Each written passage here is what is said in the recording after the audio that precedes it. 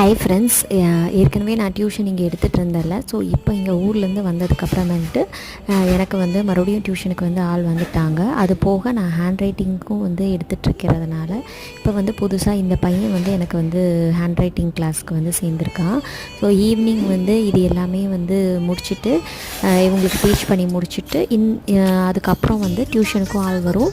அதுவும் முடித்ததுக்கப்புறமேட்டு ஈவினிங் வந்து ஒரு பர்த்டே பார்ட்டி வந்து இருந்தது.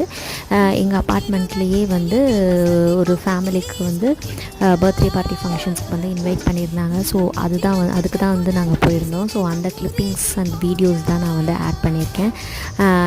அடுத்த நாள் வந்து ஸ்கூலும் இருந்ததுனால லைக் ஒரு 7:30 8 o'clock தான் வந்து பார்ட்டி ஆரம்பிச்சது.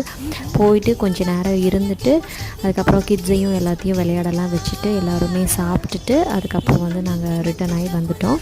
ஹோப் இந்த வீடியோ உங்களுக்கு பிடிச்சிருக்குன்னு நினைக்கிறேன். பாய், தேங்க்யூ.